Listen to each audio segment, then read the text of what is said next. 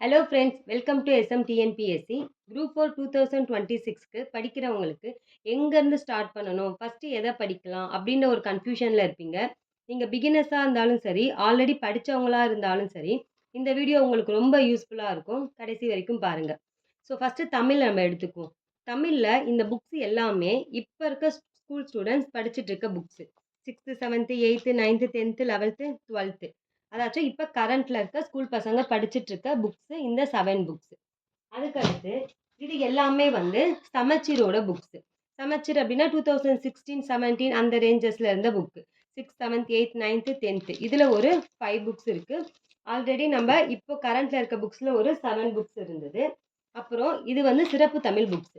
11th சிறப்பு Tamil, 12th சிறப்பு தமிழ். இந்த 2 புக்ஸ்லையுமே மேக்ஸிமம் கலைச்சொற்கள் வந்து கவர் ஆகிருக்கும். ஸோ இதில் வந்து பார்த்தோம் அப்படின்னா நிறைய சிலபஸ் கவர் டாபிக் அங்கங்கே இருக்கும், கண்டினியூவாக இருக்காது, நம்ம தேடி தேடி படிக்கிற மாதிரி இருக்கும். ஸோ நான் இதுக்கான பேஜ் நம்பர்ஸ் எல்லாமே வந்து இங்கே நோட் பண்ணி வச்சுருப்பேன். அது போக திரும்ப திரும்ப சொல்கிறேன், கலைச்சொற்கள் சூப்பராக இருக்கும் இந்த 2 புக்ஸ்லேயுமே. அது போக ரொம்ப ரொம்ப முக்கியமானது இந்த 2 புக்கு தான். அது இந்த சின்ன புக் வந்து நிறைய இன்ஃபர்மேஷன்ஸ் வந்து நமக்கு வந்து கொடுக்குது. ஃபார் எக்ஸாம்பிள், நமக்கு இந்த குரூப் 4ல் வந்து கேட்டிருந்த இந்த குல்லா பார்சி, ஸோ அந்த மாதிரியான கொஸ்டின்ஸ் எல்லாமே வந்து இந்த புக்ஸில் தான் இருக்கும். 128 பேஜ் நம்பர்ஸில் இருக்குது. அது போக லகர லகர வேறுபாடு, நகர நகர வேறுபாடு, அது எல்லாமே வந்து இந்த புக்ஸில் நல்லாவே இருக்கும். அது போக 2002ல் இருந்த பிளாக் அண்ட் ஒயிட் புக்கு, அதுவுமே வந்து சிலபஸ் நிறையா கவர் பண்ணுதுன்னு சொல்கிறாங்க. ஸோ அந்த புக்ஸுமே எனக்கு இன்னும் 1 மந்தில் கிடச்சிருக்கும். அது கிடச்சதுக்கப்புறமா நான் உங்களுக்கு காட்டுறேன். இது எல்லாமே வந்து நாம் யூஸ் பண்ண புக், அதாவது 2011 பேட்ச் வந்து யூஸ் பண்ண புக்ஸ், இந்த 11th 12th புக்ஸு. அதுக்கப்புறம் கவர்மெண்ட் மெட்டீரியல்ஸ், இதெல்லாம் வந்து சிலபஸ் சேஞ்ச் பண்ணதுக்கு முன்னாடி இருந்த கவர்மெண்ட் மெட்டீரியல்ஸ். இது ரெண்டுமே இப்போ இருக்க சிலபஸ்க்கு கவர்மெண்ட்டோட மெட்டீரியல்ஸ். ஸோ நமக்கு படிக்க வேண்டிய சோர்ஸே இவ்வளோ புக்ஸ் இருக்குது. அப்புறம் நீங்கள் பாருங்கள், படிக்க வேண்டிய புக்ஸே நமக்கு தமிழில் மட்டுமே இவ்வளோ புக்ஸ் வந்து இருக்குது.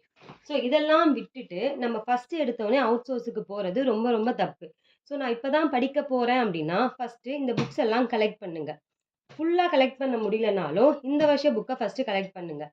அதுக்கப்புறம் சமச்சீர் புக்ஸ் அப்படின்னு ஒன்று ஒன்றா கலெக்ட் பண்ணி படிச்சுட்டு வாங்க. இதெல்லாம் விட்டுட்டு இப்போயே வந்து அவுட் சோர்ஸை தேடி போக வேண்டாம் அப்படின்னு வந்து நினைக்கிறேன். ஸோ முதல்ல இந்த புக்ஸ் எல்லாமே நமக்கு எங்கே கிடைக்கும் அப்படின்னா ஆன்லைனில் அவைலபிளாக இருக்கும், இல்லை ஏதாச்சும் புக் ஷாப்பில் வந்து கிடைக்கும்.